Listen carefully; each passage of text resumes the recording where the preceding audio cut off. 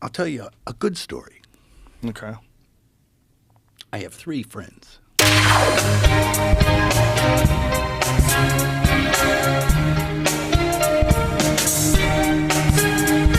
Whoa, just take it easy, man. You're just in time for the 3rd episode of Music and the Movies, our part of the TV channel where we talk about film scores, cinema discussions, and music's relationship to the movies in general. Previously, we've covered characters and their connection to diegetic and non-diegetic universes, foreign films, popular music, and a few things in between. Some of those things in between include actors, which is why today we're zooming in on Robert Pattinson, best known for independent films and appearances in major franchises. Rob Pattinson may not have the commercial success of Tom Cruise, the massive quantities of films per year like Dwayne Johnson, or the accolades and legacy of Daniel Day-Lewis, but he has managed to carve himself a special niche in the film industry. Fans adore Rob with a cult-like devotion that dates back to the 2000s, when he appeared in Harry Potter and starred in Twilight, while critics typically applaud him in many projects within the last decade, like Good Time, The Lighthouse, Tenet, and the Netflix special The Devil All the Time, just to name a handful.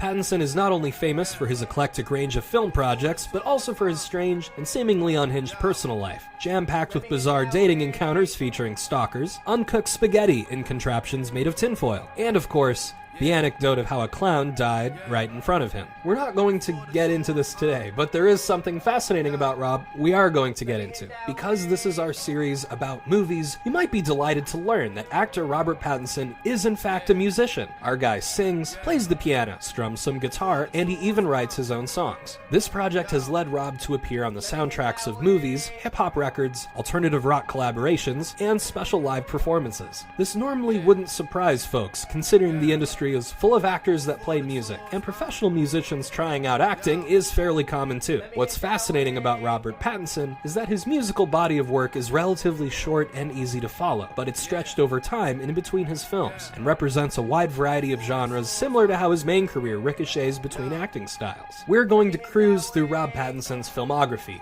but we won't touch on every single movie he's done. Our goal is to explore his career from the beginning, making some twists and turns into the present day, but all the while checking out Rob's music and how it connects back to his movies. I hope you ordered your hot sauce way ahead of time. We invited Death Grips, Catherine Hardwicke, Tindersticks, and Haim to the same party, so we'll just have to see how it goes. Let's take a gander into the musical universe of actor Robert Pattinson.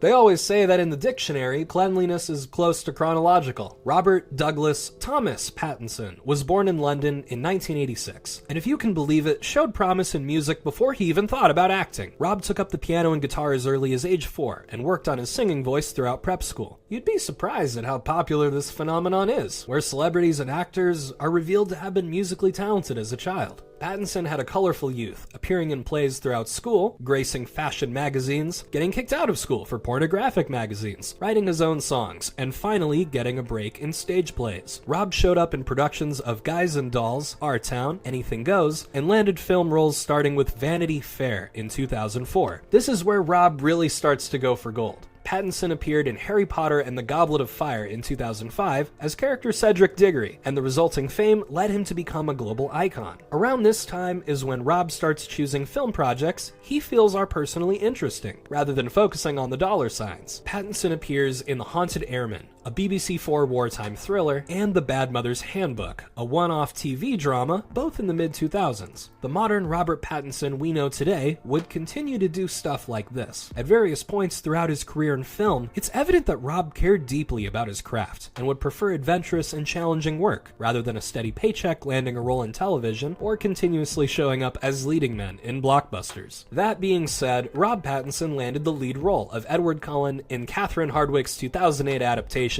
of the Stephenie Meyer story, Twilight. Rob is now cast into a nearly permanent spotlight, granted the pros of nearly endless artistic freedom and some folding money, but with the downside of being well-known worldwide to legions of obsessive fans, sometimes to great pains. Believe it or not, Twilight is the key to how Rob Pattinson surfaces as a more serious musician. The songs Never Think and Let Me Sign from the official Twilight soundtrack were written and produced by Pattinson, Sam Bradley, Marcus Foster, and Bobby Long.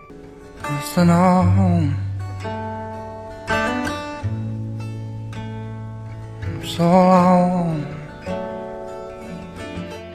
spoke with a voice that disrupted the sky. She said, walk all over, yeah. Director Catherine Hardwicke included these songs initially without Pattinson's knowledge, with a personal belief that they belonged in the film and elevated specific scenes. Also in 2008, Pattinson appeared in the independent film How to Be, a comedy drama that received mixed reviews. While Rob's performance was given polite applause, special attention was paid to 3 songs that he helped produce: Chokin' on the Dust Parts 1 and 2, and Doin' Fine. Pattinson plays guitar and sings on all 3 cuts in the film, written by composer Joe Hastings. I don't know what I've been told. Parents' love is awful cold. Now, in the realm of songs and scores that Pattinson himself put together, that's pretty much all we've got. Now, don't worry yourself too much. There's still music out there to check out that our guy Rob is involved with. The thing is, after all the major franchise updates to Twilight and other independent films Rob worked on over the years, that's where his musical output seems to dead end. The actor has said himself that music is my backup plan if acting fails, and that he hasn't really recorded anything. Just played in pubs and stuff. Like most of us that know Robert Pattinson, I'm well aware that this isn't just a humble brag or a red herring for the media. The guy truly cares about acting, the projects he chooses to pursue, and music, regardless if it adds to his fame or not. By around 2018, Pattinson updated journalists covering his film Damsel that he would be contributing some of his own work to the score, but not much else is really known. You'd likely have to see Damsel for yourself to ascertain what Rob really put to tape. Like I said earlier, we're not covering a lot of Pattinson's filmography, instead focusing on projects that connect to his musical background. So while you probably wanted to hear some hot takes about Good Time, The Batman, The Lighthouse, The Devil All the Time, or Tenet, you'd be fresh out of luck. But also, like I said earlier, don't worry yourself too much. There's more fun to be had.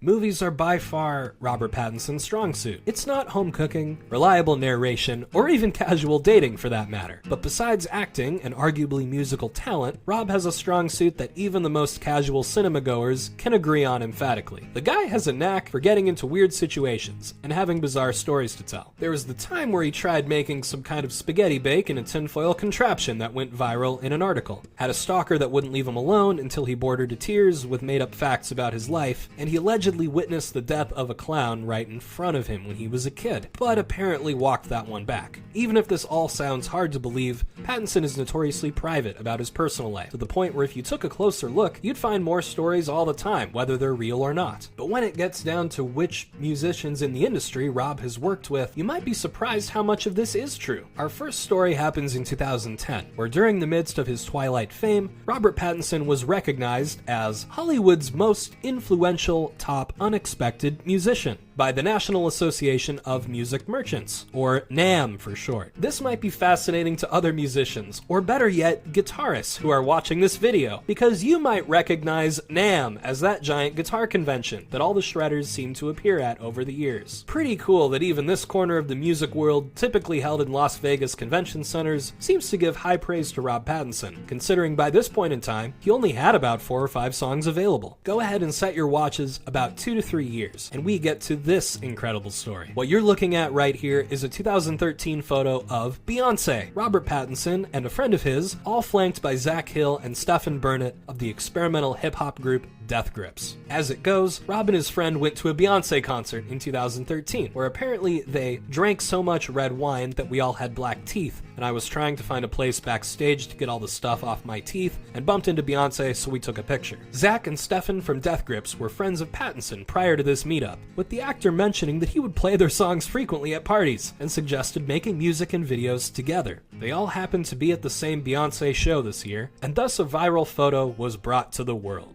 Also in 2013, Pattinson would hang out with Death Grips again, contributing some guitar licks to their upcoming album, recorded on Zach Hill's iPhone. Those guitar parts from Rob would end up on Birds, one of Death Grips' most recognizable songs off the 2014 album Government Plates.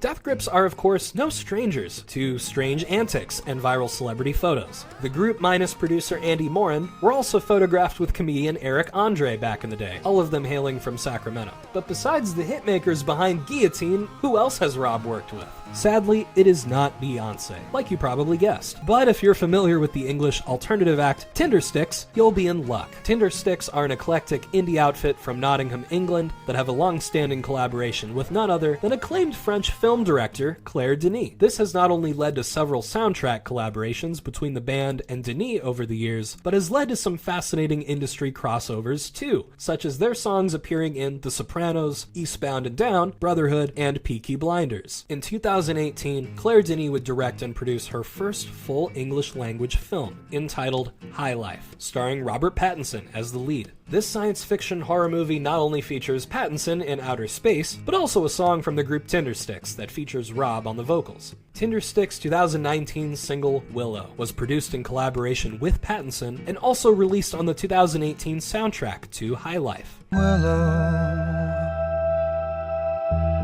are we rushing forward? Are we standing still?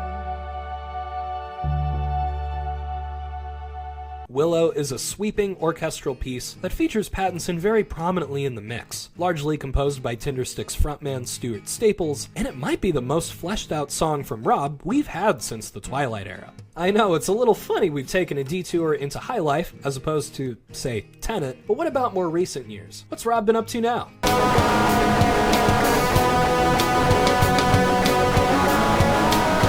The short answer is that Rob hasn't done much with music lately, as far as we would know. He did do a short spoken word piece for Haim during the Seth Meyers show back in 2020, but whether that really counts, I'll leave that up to you. The bigger answer is that he could very much be active, but it's hard to tell if we'll ever find out. I did mention earlier that Pattinson has a knack for a fascinating interview style, given he rarely grants them and has plenty of yarn to spin about various topics. But something to realize about this is that Robert Pattinson is actually a pretty private person. Unlike film celebrities who post weekly on Instagram or musicians on Twitter who have fully lost the plot and need intervention, Pattinson has given very few interviews and leaves time and space in between projects, keeping to himself in his personal life without sharing much with the world. The nuggets of popular culture we do get from him are rare, but usually true, and many of the stories of Rob that circulate the internet can be debunked or eschewed with ease, given you can read. All that's to say is that we truly don't know what Rob is up to musically, and that's okay. Half the time, we aren't even aware of what his next film is going to be, and we put up with it all the same. Rob Pattinson cares deeply about acting, his artistic output, and what he chooses to engage in creatively. This could mean he takes a break from major film franchises for a decade, focusing on low-budget movies, or deciding not to do film soundtracks at all, and instead kicking it with Death Grips and Beyonce.